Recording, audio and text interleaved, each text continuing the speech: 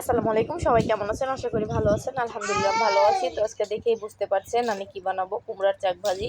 তো এই তো আমি কুমড়াগুলো ভালো করে কেটে এগুলো ধুয়ে পরিষ্কার করে নিচ্ছি।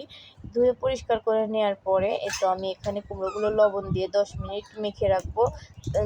লবণ দিয়ে মেখে রাখার কারণে হবে কি, এটা হচ্ছে নরমও হয়ে যাবে, কুমড়ার ভিতরে যে এক্সট্রা পানি থাকে এক্সট্রা পানিটা বের হয়ে যাবে। এই তো মেখে রাখা শেষ। তারপরে আমি হচ্ছে এখানে লবণ দিয়ে দিয়েছি। এখন মরিচ গুঁড়ো দিয়ে দিব 1 চামচ, একটু বেশি। তারপরে দিয়ে দিব হচ্ছে হলুদ গুঁড়ো, লবণ, মরিচ দেওয়ার পরে ভালো করে এটাকে আমি মেখে নেব। মেখে নেওয়ার পরে এখানে আমি চুলায় একটা তাওয়া বসিয়ে দিয়েছি। তাওয়া বসিয়ে দেওয়ার একটু গরম হওয়ার পর আমি তেল দিয়ে দিয়েছি। তেল দেওয়ার পরে তো একটা একটা করে দিয়ে দিব সাবধানে। এটা ফুটবে, যেহেতু একটু একটু পানি আছে এজন্য এটা ফুটবে, শরীর আসতে পারে, খুব সাবধানে। তো এই তো আমার সব দেওয়া হয়ে গিয়েছে। সবগুলো আমি এখন ঢেকে একটু ভেজে নেব ভালো করে।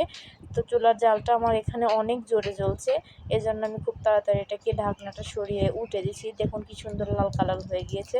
তো এই লাল লাল কালার হওয়ার পরে এপিঠ ওপিঠ 2 পিসে ভালো করে ভেজে নিয়েছি। এই তো আমার ভাজা কমপ্লিট। এভাবে সবগুলো ভেজে নিয়েছি। ভালো থাকবেন, আল্লাহ হাফেজ।